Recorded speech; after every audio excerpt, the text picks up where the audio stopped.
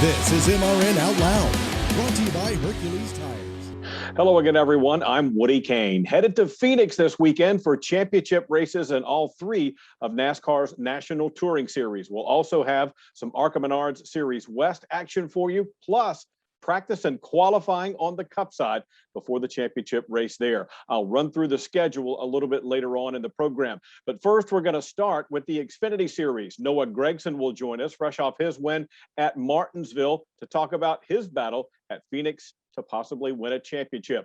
A little bit later on, William Byron will be here. Even though he's been eliminated from the playoffs, he'll still give us a preview from the Cup side of racing at Phoenix Raceway. We've got a big show for you, but first it's time for the iRacing update presented by Logitech G. Congratulations again to Keegan Leahy. Keegan won his first eNASCAR Coca-Cola iRacing Series championship this year. With a total purse of more than $300,000 in play for the season, Leahy took home the champion's share of $100,000 by taking the checkered flag. Leahy's championship was the first title for 23XI Racing, which concluded its first season in the series. 23XI Racing also clinched the team championship. Go to iRacing.com for all the latest news, featured videos, and more information on the world of iRacing. This iRacing update is brought to you by Logitech G. Through design, engineering, and a love of driving games, the Logitech G923 takes racing simulation to another level. Logitech G, the official wheels and pedals of the eNASCAR Coca-Cola iRacing Series. Stay with us. Noah Gragson is next. Sir, are you aware you were going 40 miles an hour? This is a residential area. Sure, but I'm on my lawnmower? Wait, am I getting a ticket? No, I've just never seen anyone top 9 miles an hour on one of those bad boys. And mow their entire lawn in 30 seconds? What got into you? Well, it did fuel up at Sunoco this morning. At Sunoco, we know how to fuel peak performance. We've been doing it for American racing for over 50 years. Fuel your best. Noah Gragson is with us now, the winner at Martinsville in the Xfinity Series for Junior Motorsports and one of the Championship 4. Racing for it all this weekend in Phoenix. And Noah, that Championship 4 part I know puts a big grin on your face because that's what you raced the whole season for, right? That's right, Woody. It was quite the race weekend. We were hoping not to be in the position that we were in a must-win situation, but this team dug deep, and Bass Pro Shop guys, they worked really hard throughout the week and doing everything right to get the car ready to go. And, I don't think we had the best race car on Saturday night. The 20 was pretty good. The 54 was good. 18 was good. There's a lot of great cars out there but we definitely had our work cut out for us and made the most of it and came out on top. Take me down through the end of that race, because I think if you raced anything at Martinsville this weekend, you were involved in a little bit of drama some way or another, right? Yeah, definitely. We led a good portion of the race, 153 laps of the 250. So that's to date the highest amount of laps I've led in a race and got the victory. So, that's great for our team. And we still had some speed, but we had to work really, really hard to fight those guys off and keep them behind us. So luckily, lap traffic kind of helped in our way to, once we caught them, I could kind of hold the 20 off, could hold the 54 off, and it was really hard for them to pass us. I was making that track as wide as I could and making my car as wide as I could as well. So with that being said, it was definitely a challenge. And there at the end, the 18 squeezed by me and I was kind of driving away, and luckily we got the caution. I was like, dang, am I going to really lose to this situation and not be able to transfer into the next round? But luckily we got a caution and came out on top, passing them on the outside. Third win this season, and you were fast last year as well. So tell me, in your mind, what's different for you and your team this year versus a year ago? I think we're close to the same. I'm a bit more experienced as a driver. We're a little bit closer, just as a team. And, I think just that relationship between everybody and the camaraderie and just the overall atmosphere, especially here at Junior Motorsports, it's really good right now. And, just feel comfortable and confident when I go into these races with this number 9 Bass Pro Shop team. It means the world to me to be able to work with this group and it's definitely a privilege. It's been great working with Dave Ellens and the rest of the 9 guys, and we're working hard to bring the best race car we can to Phoenix.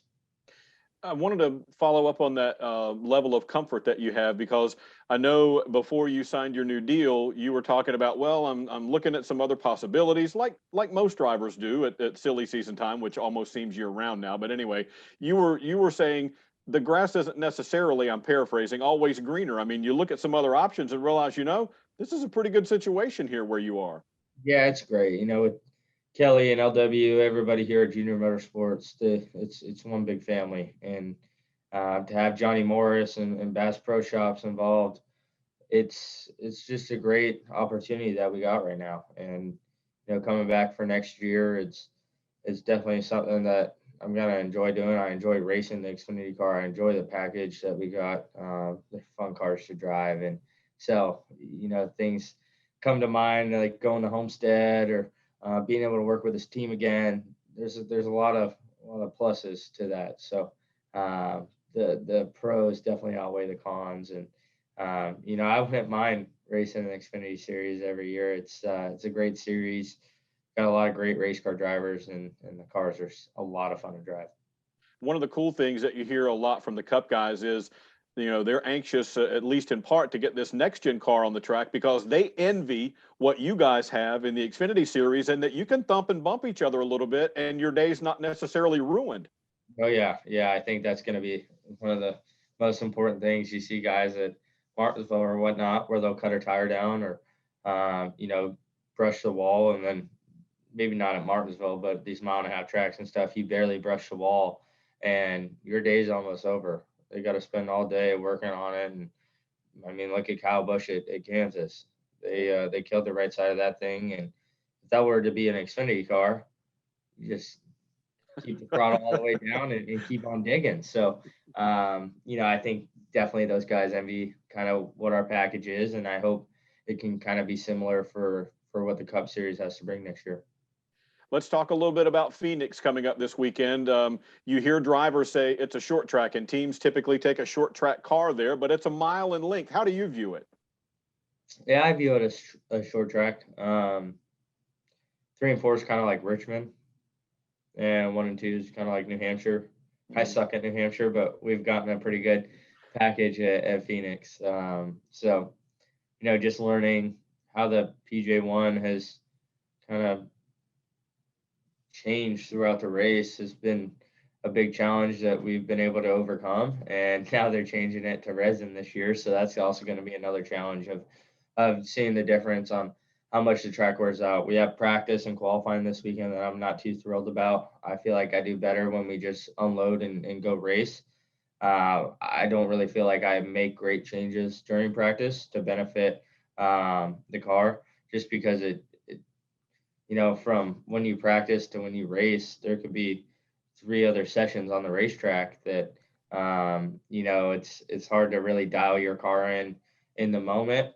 That's what you're thinking about. Hey, this is what I need right now to feel good.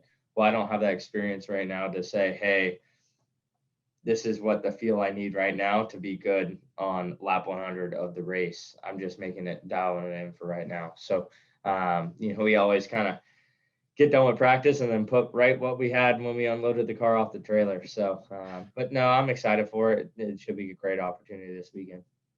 Tell me a little about the difference between you've raced on both, the PJ1 versus the resin. How do they act when you're on them? I'd say the grip's fairly close to the same. Just the resin, it activates like almost immediately. It's like ready to go. Where the PJ1, it's kind of like heat, temperature. I'm not really sure what the word is, but reactant to heat. So the more heat in it, the better it is. So you'll go out there and run it for 10, 15 laps and it'll be icy. And then all of a sudden it'll start to build heat, build temperature. And then that's when it reacts and starts to become pretty grippy. But I will say, I think the PJ1, I think it holds on a little bit longer. I think the resin kind of wears out, especially like Texas. I thought in Michigan as well, I thought the resin kind of wore off that grip, and you can visually see it'll start black for the race, and then as it gets ran in, it'll be like a light gray. So definitely, I don't know if it peels up or what the deal is or just gets run in, but yeah, they react quite differently. After they reconfigured Phoenix, did the way you race that track change at all? I mean, restarts seem like they're a little different, but how much can you move around there and find what you're looking for versus being locked into a certain line?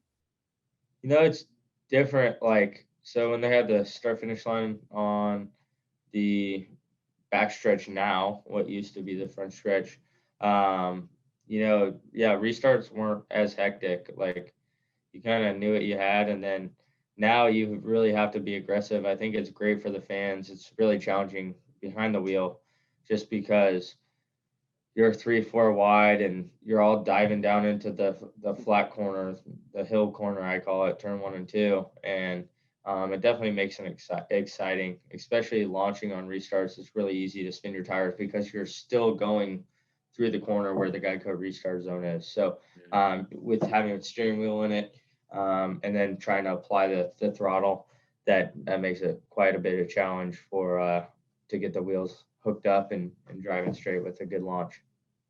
Well, let's finish up with this. I know you've really been working awfully hard from a physical sense, a mental sense to be a better driver, and you've even said a better person going through this season. And I know you're focused on Phoenix right now, but what's the off season look like for you? Are you just going to, after everything's over, take a breather? Or are you just going to keep digging with what you've been doing, race some? How does that look for you this off season? Yeah, I think maybe race a little bit. Maybe go down to the Snowball Derby or Snowflake 100, and definitely going to make it down to Pensacola. I just don't know which of the two I'm racing yet, but got a great opportunity with Terry Jones and Mark Rett at Rett Jones Racing. They're a great group, and so have a little fun in a super late model down there. Go down to Pensacola, have some fun away from the racetrack as well.